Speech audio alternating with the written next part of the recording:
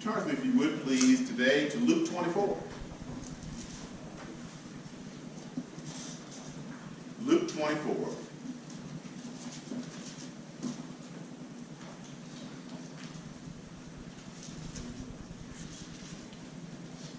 On this Resurrection Sunday, Luke does a great job of taking that event of that day of the resurrection of Christ and tying it in to everyday life. As I read this and thought about this morning, I thought, my gosh, how often we too find ourselves with the opportunity of seeing the living Christ in our lives, but we miss him. We miss him because we're preoccupied with the cares of this world. Or we miss him because we have shaped God's plan into our plan and not our plan become his purpose for us. The same thing that happened to these guys as they was walking along this road to Emmaus is the same journey that you and I take on a daily basis. In Luke 24, we begin with the experience. Early in the morning, in fact, some commentators say it was before dawn, so it was still night. The women took spices, which was a tradition they would do. They were going about their tradition. They were going about their duty. This is what they would do. They would go in, they would anoint the body, they would put spices on it to preserve him. So they weren't there expecting to find Christ resurrected. They were there just doing what they would normally do in the case of where someone had been buried. So it says here again that the women took spices and they prepared and went to the tomb. They found the stone rolled away from the tomb. But when they entered, they did not find the body of the Lord Jesus Christ. While they were wondering about this, they're like, oh, we expected him to be gone. While they were wondering about this, suddenly two men in clothes that gleamed like lightning stood beside them. In their fright, the women bowed down with their faces to the ground, but the men said to them, why do you look for the living among the dead? He is not here. He has risen. Remember how he told you while he was still in Galilee? The Son of Man must be delivered. He goes on to talk about all the things that would happen as far as the prophecy that would occur before his death and therefore his resurrection. Verse 9. When they came back from the tomb, they told all these things to the 11 and all the others. Don't miss verse 9. Where were they? They were in hiding. Where were they? They had given up. They thought it was over. They thought that the agenda that they had planned was now not going to happen, and therefore they were now afraid. They were cowards. I want you to remember that. Before they knew about the resurrection, they were cowards. Don't miss that. So we find them, they were cowering, they were afraid, and I'm going to jump forward to verse 13. That same day, two of them were going to a village called Emmaus, about 7 miles from Jerusalem. They were talking with each other about everything that had happened. Can't you hear this conversation? Man, I really thought he was the one. Yeah, I'm not sure what we're going to do now. How could we have been so deceived? Didn't you think that he was the Messiah? Can't you? You must understand. They thought they were wrong. I don't know what we're going to do now. It's over. As they were talking among themselves, verse 15, it says, discussing these things with each other, Jesus himself came up and walked along with them. Verse 16, but they were kept from recognizing him. Don't miss verse 16. Don't you ask yourself, why? Is it just me? Why didn't they recognize him? Did he look different? Was it something? Was it, what was it? They no longer saw him through the eyes of faith. When we don't see God working in our lives through faith, we'll be blinded from seeing him at all because we look through the lens of fear. These guys were walking along, looking through the lens of fear. And the lens of fear will never see the hand of God. He could be right, and I ask myself, how often, right, is the Lord right in the midst of what's going on in my life, and I'm asking, where is he? Amen. Maybe it's just me. That may not happen to you. How is it that the hand of God is right in the midst of what's going on, and I'm wondering, Lord, where's your hand? Why don't you see what's going on? He sees. I don't. Amen. These guys ran his midst and did not recognize him. Don't miss that. Ask yourself every now and then, could this be me? Could it not me, Pastor, me, you? He asked them, don't you love this? What are you discussing together as you walk along? Don't you love this? Don't you love this? Huh? I'm like, this is too good. Because I can see him saying to me, what's on your heart that's got you so downcast? What's going on right now in this area of your life that you're concerned about, that I already know about? It wasn't, don't you see that I'm here? Didn't you recognize me? Don't you understand who I know? It was more of a compassion heart. In the midst of the unbelief, the Lord still wanted one thing, to let him take care about. He cared about them. And I want to let you know that today. Because see, you might be walking along that same road. You may be walking along the road of being disappointed. You may be walking along the road of being confused. You may be walking down the road right now saying, Lord, why have you not stepped in this area of my life? And he's saying, I'm here. And I care about you. I'm with you. You are not alone. You just don't see me because you're too caught up in fear. And you're afraid. But I'm with you. And somebody today may be there. Somebody today may be caught up with so many things in their life that is weighing so heavy on them that they're going through the motions of trusting God. They're going through the motions, but really their mind is right where these guys were. Thinking that they're abandoned. Thinking that God does not see them or understand what they're going through. And this message today, through the living Christ, I see you. I am with you. And I care about you. You're not alone. You're not. No matter what is on your heart today, no matter what is, see, everybody, you might not know this, but everybody besides you have got issues. Everybody besides you have got something that is weighing them down. And they may not broadcast it. They may not put it out there, but it's there. And the Lord says, I see that spot. I see that place. And I care about what you're going through. I'm with you. You are not alone. Listen, look where they were. Look where they were, verse 17. Look. They, look at Pastor. They, what? Stood still. How? Faces, what? Downcast. They'd given up. They were done. You ever been done? They were done. Easter's all about when you think it's done, it ain't over. He goes on to say, one of them named Cleophas asked him, where have you been? Do you see that?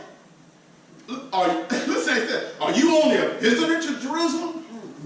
Do you not know what's been going on? Where have you been all these days?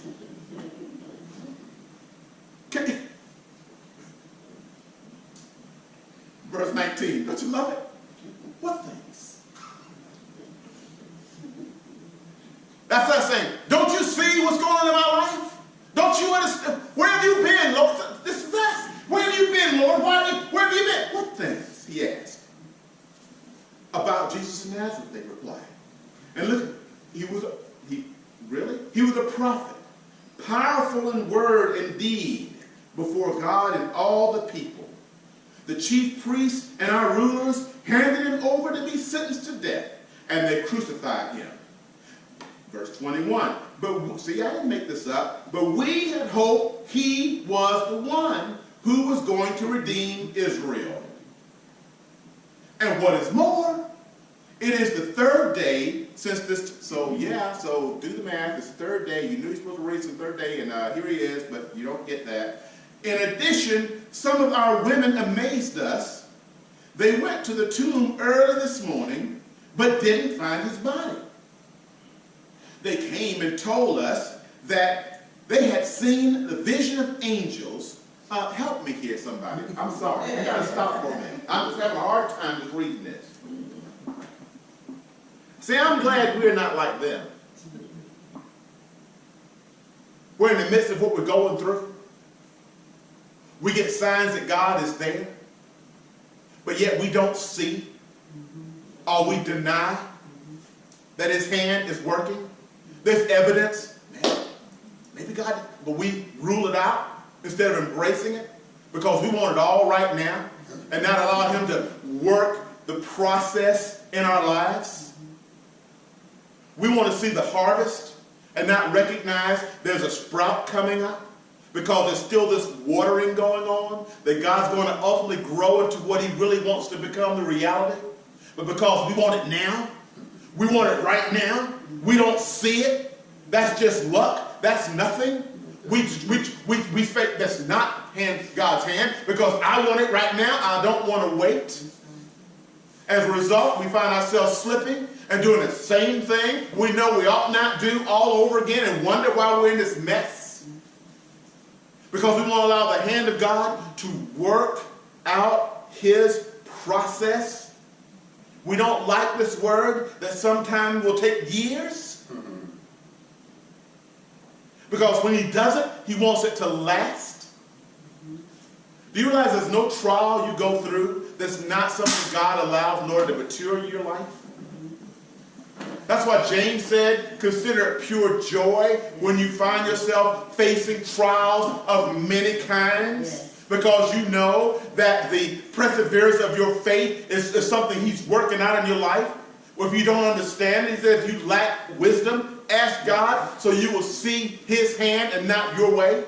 And he will give it to you liberally and not hold back. That's right. Amen.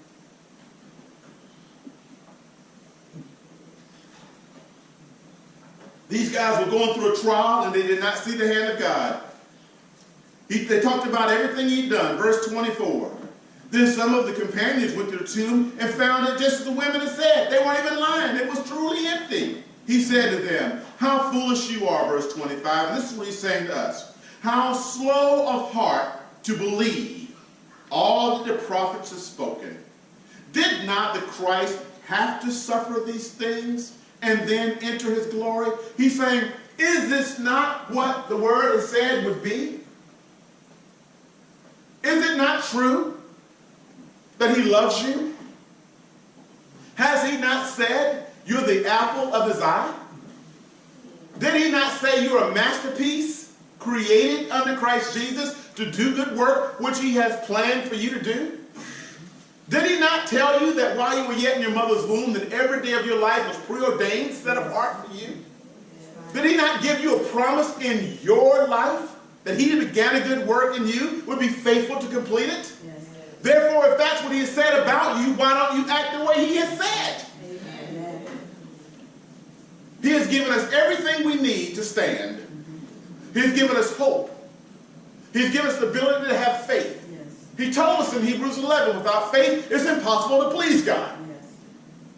He's given us everything we need to go through this struggle called life. And yet we find ourselves, just as these individuals were, perplexed and wondering where he is. Verse 28, actually verse 27. And beginning with Moses and all the prophets. See, I love that the Lord is not like us. He doesn't lose patience with us. Don't miss this. The message doesn't change. He just takes time to reveal the message. Don't ever, if you never hear anything else I say, ever, as you go through life, as you go different places, the message doesn't change. Don't listen. There's no new revelation. The message doesn't change. It doesn't matter that we're living in 2018. The message is the same today as it was then. The dispensation of God, the plan of God remains the same. It's not over yet. And as he does here, he does for us through the Word. His goal is to explain the Scriptures to us concerning no new revelation, but concerning what? Himself. Christ is your hope of glory. Today, Christ is your hope of glory. Today, Christ is your hope of glory. In the college setting, Christ is your hope of glory. In the professional world, Christ is your hope of glory. No matter how far you go, no matter what you do, Christ is your hope. As they approached the village, it says that Jesus, look, see, even here, see, you know what I love about this? I love that God has a sense of humor. Do you not see it? How? Well, they were all perplexed. He asked them, so what are y'all worried about? He was messing with them. Look what he's doing. Look at verse 27. Look at verse 28. Let's read this up carefully. As they approached the village to which they were going, listen, Jesus acted as if he were going further. Can't you see it? We all hear that? Oh, no, what? Because he knew what they stood in need of. And, oh, don't go. But they urged him, see, verse 29, they urged him strongly, stay with us, for it is nearly evening, and the day is almost over. Verse 30, when he was at the table with them, you see that what's important here? The things about the hand of God in your life that you cannot deny. We all know when God is moving. It's a matter of we will recognize it or realize it. Yes. Of all the things he said, he revealed the scripture to them, and now as he sits with them and takes the bread, and he gives thanks as he breaks it, and he began to give it to them, verse 31, their eyes were open, and they recognized him, and then he was gone. Verse 32, they asked each other, see, were not our hearts burning within us while he talked with us on the road and opened the scriptures to us? They got up, returned to Jerusalem, found the 11, and told them, it is true. The Lord has risen and has appeared. I went through this morning as we leave, And I decided to use a secular reference on purpose. And so I went to the National Geographic. And I just asked a question. How did the apostles die? Now, what do we know about them so far? They were cowards. They were cowards. Not yet. They were cowards. They ran and hid. They were cowards, and they were in hiding. But then something happened here. And what happened to the cowards? What happened? Secular reference. College kids. Simon. Simon went to Rome, where Nero was. He was crucified upside down. Peter.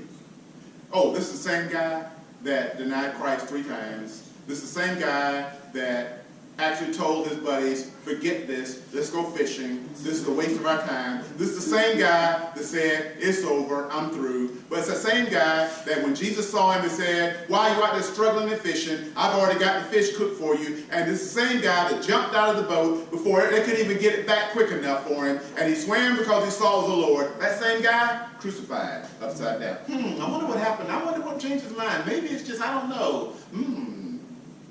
Andrew. Andrew was scourged and then tied rather than nailed to a cross. Why? So he would suffer longer before dying. He lived 2 days in that state. James, the half-brother,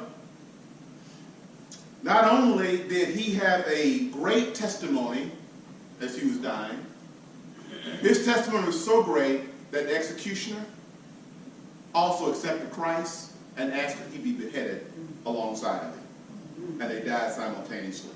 John was on the Isle of Patmos. John had the opportunity of bringing to us the closing portion of the dispensation of Christ, Revelation. John is the same guy. Oh, by the way, he didn't get by easy. He was thrown into a pot of boiling oil, but he lived. And in that disfigured state, that is the individual that was on the Isle of Patmos that wrote the revelation of Jesus Christ, the ending of the book. And he actually said, and one day we shall see him. Can you see him looking at his disfigured face? We shall see him as he is. He was, by the way, the one that the disciple knows the one that Jesus loved. Philip was actually scourged. See, scourge is not a nice thing. Scourge is like really, really, really bad. I mean, it's like whipped to death. Thrown into prison, and then he was crucified. Bartholomew, crucified. Actually, what happened to him was a lot worse than that, but I don't want to get that graphic, but it was really, really bad. And he was beheaded. Thomas found himself also being martyred by being run through with a spear. Matthew also found himself in a situation where the swordsman sent by the king came forth and they crucified him as well. James, beaten and stoned. Oh, by the way, he was 94 years old. Beaten and stoned and then hit with a club. Thaddeus found himself crucified as well. Now you see, also Simon, he was crucified, and we know what happened to Judas. He was the one that actually denied Christ. What's the point? You see, each one of these guys had an opportunity. All they had to do was denounce Christ. That's all they had to do. That's what really the emperors wanted. They wanted the message to be to the people to say that this Jesus was not the Christ. So all they had to do was say, I was wrong, it's not true, and they'd have been let go. That's why that one assassin, quite frankly, you're getting ready to lose everything, and you still believe it, then I accept it too. What's the point? You do not know what a great testimony you have in the lives of others when you walk by faith. When people see you walking by faith, and they know if that were me, I would not be able to do what I see you doing, it causes other people to believe based upon how you yourself demonstrate your faith. You and I have an opportunity in every trial to be a blessing to someone that witnesses our trial as we walk trusting him. Just like these disciples did in trusting in him, we find ourselves even now, and even having secular historians, that's important, that's really important in this agnostic, atheistic world we live in, to see secular historians saying, that's what happened, that's what happened, that's chronicled, that's what happened. And doesn't make you say, well, you may say, well, I don't need that. But there's a world that does. And there are times when you may give up hope. You may say, maybe you don't doubt. You're the only one who doesn't, but there are people who doubt. He has given this to you because he cares so much for us to know that no matter what you're going through, he lives. And it's okay if you were a coward. It's okay if you were on the fence. It's okay if you was walking away. His hands are still stretched out to you saying, come all ye that are weary and heavy laden, and I'll give you one thing.